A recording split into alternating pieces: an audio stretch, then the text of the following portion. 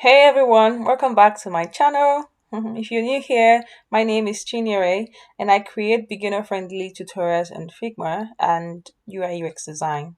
So this is my third video and today I'll be showing you how to create a home button component with different states, default, active and inactive.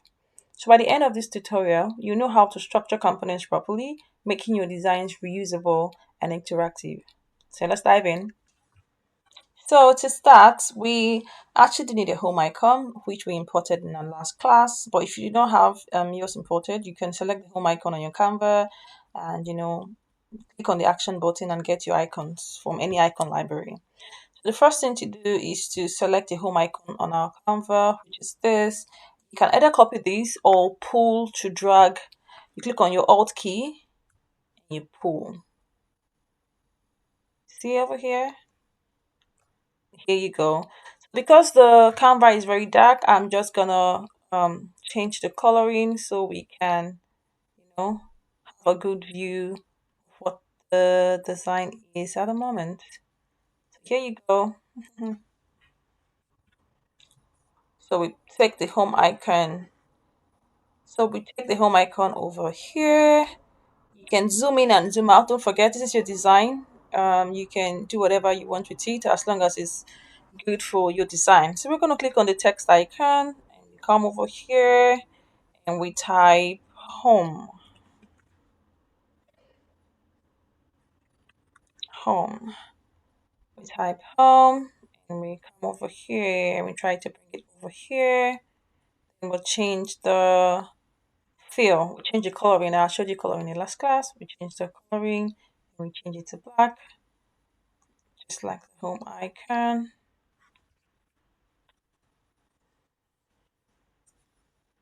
So now we have the home written here. What first thing to do is to put the auto layout. Click Ctrl Alt A. It's now on auto layout. You can come here and say text over here. Then you come here. So we can also change the home text to menu. Better like you see in designs. You come over here, click the shift button and come over here, come over here. You click the auto layout. So we have successfully made this an auto layout. Over here, we can come here and say, we can say active state. Now, make sure this is entirely active state. We can change the coloring, the text. So your active state, you want to have it showing as blue. Come here as well, go to the fill button and you click it as blue. Great. So here we have our active state. So now we're going to duplicate this and we're going to click the Alt button and drag it. See? Drag it. We're going to drag it again to make that. And all you do, ensure that the spacing is aligned, the alignment is properly done for your work to be creative. So here you go. So I'm going to come here. For the default state, I would want it to be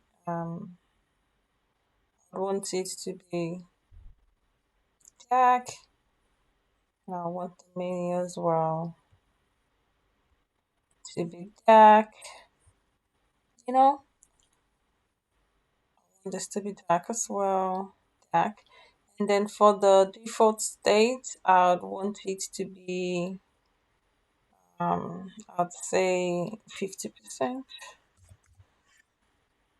for the default state. And I'll come over here again and say, and I'll do the same thing again and come over here and reduce the opacity. And here you go. And always remember to name your icons during design. So we're gonna say this is the default menu and and here we'll say the inactive menu. And here we'll say the inactive menu.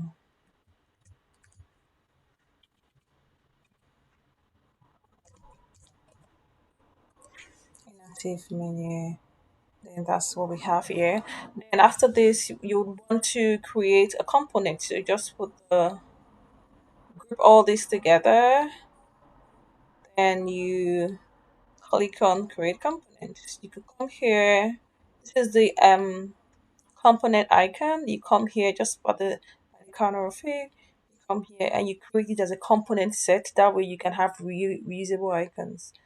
Click on it and say reusable. Here you go. Here we have it. Work done. So now that our states are ready, let's test them. So you can either copy these icons like I showed you before, or you can drag them. So I'm gonna be dragging the active button. So I'm gonna come over here, put my cursor and pull it over here, like I said before, you know, and just ta-da. So now we have it over here. So I'm just going to duplicate it. Just watch me as we go. And cursor again, and I drag it. You have to double click it. Put my cursor.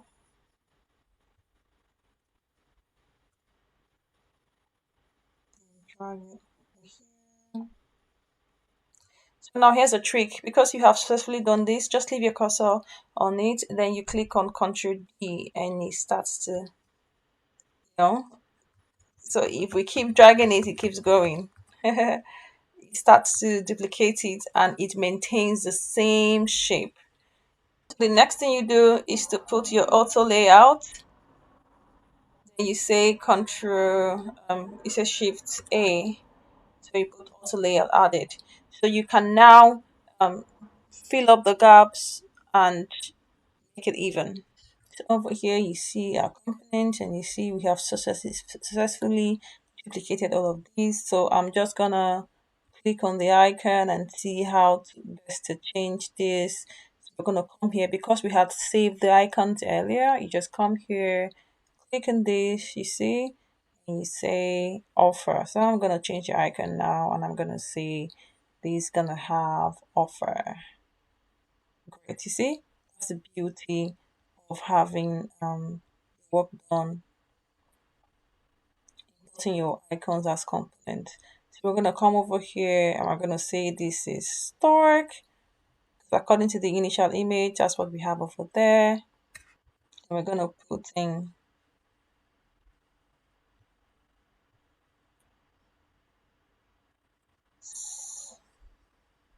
here we're gonna say this is start. So we're gonna come here and put in start. Sorry, I meant card. Where's the card? Card over here. Say this is transfer. Come over here, get your transfer in and just put it over there. Here you go. Transfer. Great. And there. That's how you work effectively using icons. Then you come over here and you change and you delete the test and put here it says offer.